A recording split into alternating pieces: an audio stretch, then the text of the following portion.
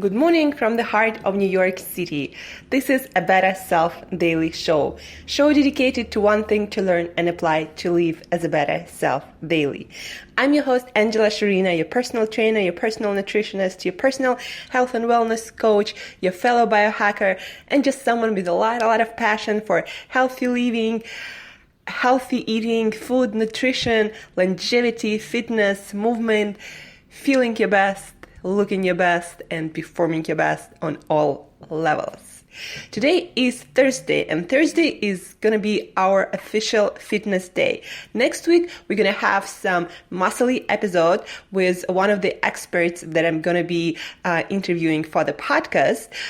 But today, we are going to be talking about office job and how to be active in the office, or when you work on your computer, or when you're an entrepreneur spending most of your time in some co-working space, or in the office, or at home, sitting most of the time, surviving the office. So that's going to be the theme of today, and we will talk about how to be in particular, how to be an active non-execiser, meaning a lot of you guys probably are not into fitness that much, and you see exercise and fitness as some kind of remedy or pill that keeps you healthy, or necessary evil that you gotta do in order to feel your best, in order to be in the best health, to perform best at work and in life,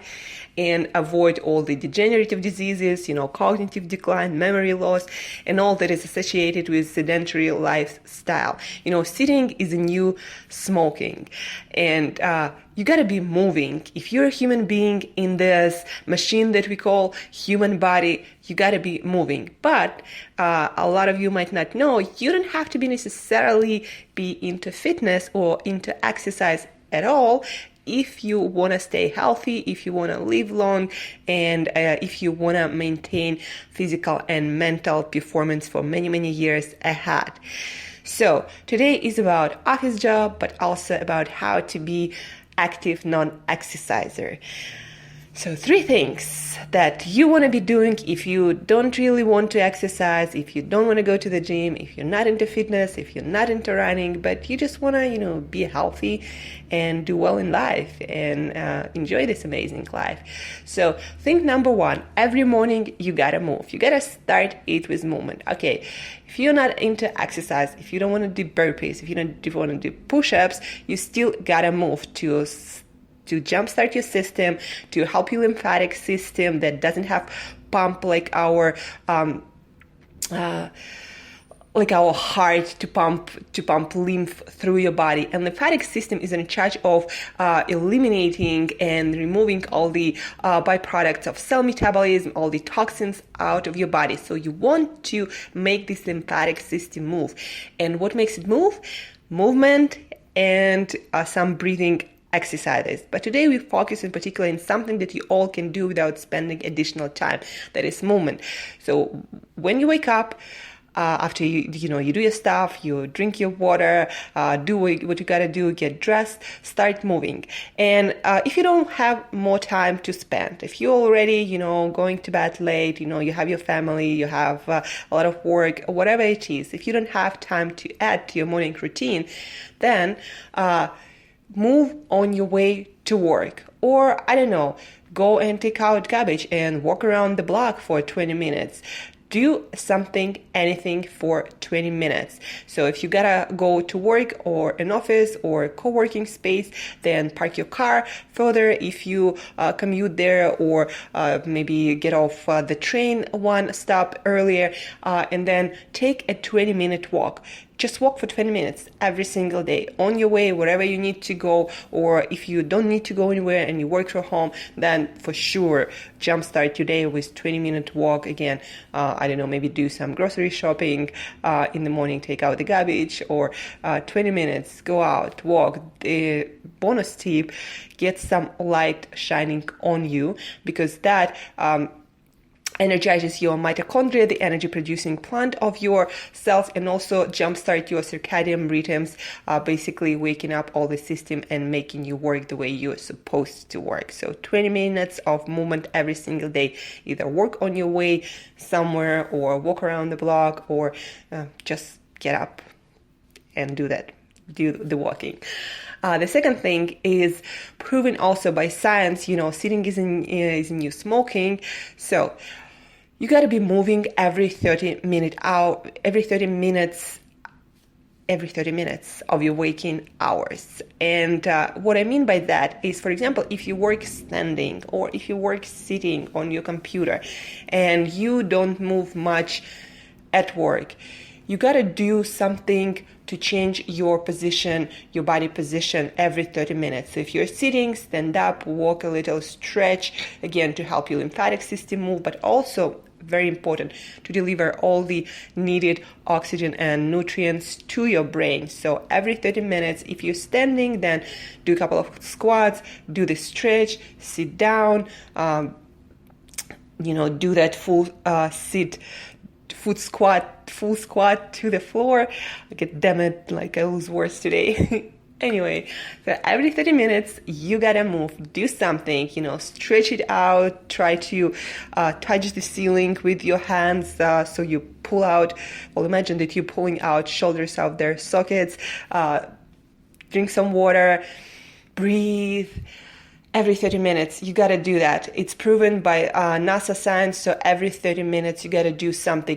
People actually reversed their a lot of different spine conditions when they could barely walk or couldn't walk, and they started to kind of with the help of someone or using their chair or some kind of aid, standing up every 30 minutes, and after a couple of months, they started walking again, and their mobility just skyrocketed.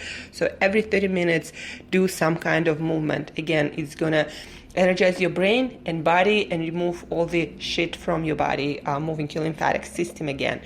And the third thing that you want to do as an active non-exerciser, somebody who has a lot of work in the computer, in the office, you want to make sure that no matter how, you get your 10,000 steps. This body that we have, this vehicle that's going to carry us through life, is designed to move. So 10,000 steps is kind of like an average minimum that you got to do to maintain health and fitness. You're not going to become an athlete, don't kid yourself, but at least you're going to maintain health, and at least you're going to maintain good mental sharpness, performance, focus, and you're not going to have any negative consequences into your later years in life. So you can do some chores around the house. You can walk to the store. You can walk the stairs. Just walk around your working space. Do whatever it takes but walk those 10,000 steps. Invest in that.